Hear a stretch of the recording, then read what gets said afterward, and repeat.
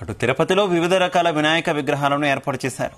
యాదవ వీధిలో కలశాలతో, కోటకమ్మల వీధిలో యాలకులతో, మహతి ఎదురుగా శ్మశానంలో శివుడి రూపంలో, ఇక తిరుచానూరులో అయోధ్య బాలరాముని అవతారంలో చిన్న గణపతి దర్శనమిస్తున్నారు.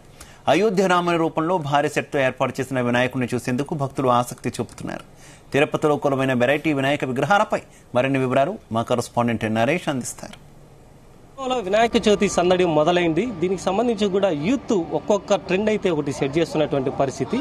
తిరుపతి సమీపంలో ఉన్నటువంటి తిరుచానూరులో అయితే అయోధ్య శ్రీరాముని అలంకారంతో మాత్రం ఒక విగ్రహాన్ని అయితే ఏర్పాటు చేశారు. అది ప్రస్తుతం మనం ఇక్కడే ఉన్నాం, మనం చూడొచ్చు.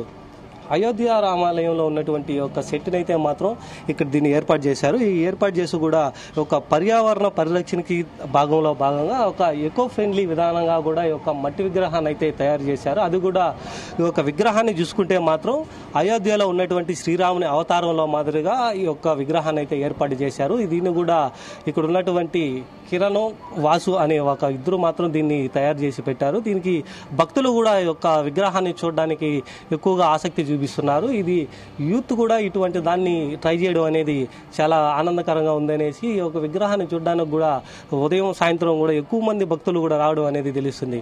సాధారణంగా అయితే మాత్రం వినాయక చవితికి సంబంధించి ఎక్కువగా పీవీసీ విగ్రహాలు కానీ ఈ యొక్క ప్లాస్టర్ ఆఫ్ ప్యారిస్ విగ్రహాలు పెట్టడం ఆనవాయితీగా వస్తున్నటువంటి పరిస్థితి. కాకపోతే ఇలాంటి విగ్రహాలు తయారు చేసి ఇలాంటి విగ్రహాలను పెట్టడం అనేది మాత్రం కొద్దిగా డిఫరెంట్గా కల్చర్ ఉన్నటువంటి కల్చర్ అయితే ఇక్కడ కనిపిస్తుంది. దీనికి ఏర్పాటు చేసినటువంటి నిర్వాహకులు కూడా ఇక్కడే ఉన్నారు. వారిని అడిగి మరిన్ని వివరాలు అయితే తెలుసుకునే ప్రయత్నం అయితే చేస్తాం. నా చెప్పండి, ఈ యొక్క ఆలోచన మీకు ఎలా అనిపించింది? దీన్ని మొదటగా ఎప్పటి నుంచి స్టార్ట్ చేశారు? ముందుగా తిరుచానూరు నేతాజీ వీధి బాల అయోధ్య గణపతి ప్రతిష్ట కమిటీ తరఫున వినాయక చవితి శుభాకాంక్షలు తెలియజేస్తున్నామని. మేము ఈ కాన్సెప్ట్ని గత అయోధ్య రామాలయం ఓపెన్ అయినప్పటి నుంచి మన వినాయకుని కూడా ఈ విధంగా చెయ్యాలి అనే ఒక కాన్సెప్ట్ మా అబ్బాయికి రావడం, దానికి అనుగుణంగా మా టీం అంతా దాన్ని ఎలా చేయాలా, ఎలా చేస్తే సక్సెస్ అవుతుందని మా ఎంటైర్ టీం అందరూ 2 నెలలుగా బాగా కష్టపడి దాన్ని ఎలా చేస్తే బాగుంటుందనే ఒక కొత్త సంకల్పంతో దీన్ని ముందుకు తీసుకొచ్చాము.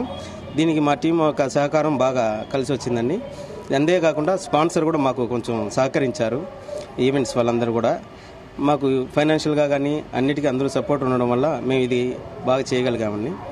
అంటే ఇంతకు ముందుగా నుంచి కూడా మామూలు విగ్రహాలు అయితేనే మీరు పెడుతూ వస్తున్నారు.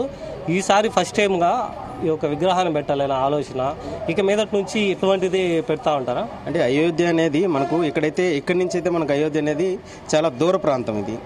కాబట్టి మేము అయోధ్య వెళ్ళలేని వాళ్ళు రాముడైతే ఇలా ఉంటారు అనే ఒక అవగాహన రావడం కోసం భక్తులకి ఈ విధంగా రామాలయం అయోధ్య రాముడు ఇలా ఉంటారు అనే కాన్సెప్ట్తో మనం ఇది చేసామనండి.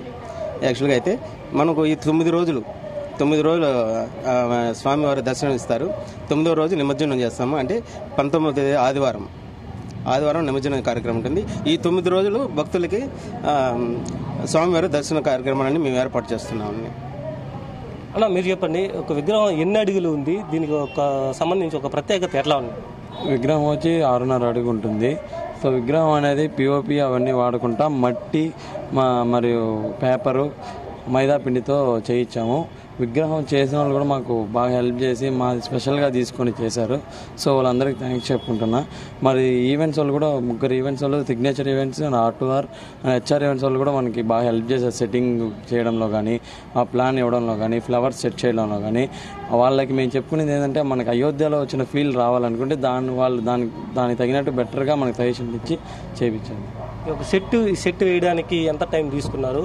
ఇదంతా ప్లానింగ్ ఎప్పటి నుంచి అమలు? యాక్చువల్ ప్లానింగ్ అయితే 1.5 month 2 months నుంచి చేసాము. సెట్టింగ్ స్టార్ట్ చేసింది వచ్చి లాస్ట్ 1 week నుంచి స్టార్ట్ చేసాము. ప్రస్తుతానికి ఇక్కడ ఉన్నటువంటి యొక్క అయోధ్య బాలరాముని విగ్రహం లాగానే వినాయకుడిని ఇక్కడ ప్రతిష్ఠించి చేశారు. 9 రోజులు కూడా ఈ యొక్క ఉత్సవాలు అయితే నిర్వహించి ప్రతిరోజు ఉదయం సాయంత్రం కూడా ఒక పూజలు అందుకొని బాలరామునికి ఇటువంటి తరహాలో చేస్తారు. అదేవిధంగా కూడా వినాయకుడికి ఇక్కడ పూజలు అందుకునే విధంగా కూడా చేస్తున్నారు. అలాగే చుట్టుపక్కల ఉన్నటువంటి భక్తులు కూడా ఇక్కడికి వచ్చి ఇక్కడ దేవుని దర్శించుకోవడం, వాళ్ళు కూడా ఒక అయోధ్యకి వెళ్ళినటువంటి ఫీలింగ్ని ఇక్కడికి తీసుకురావడం కోసం చేసినటువంటి ప్రయత్నం చాలా సంతోషకరంగా ఉందనేసి కూడా భక్తులు కూడా చెప్తున్నటువంటి పరిస్థితి అయితే ఉంది. పవర్2 స్టూడియో నగరంలో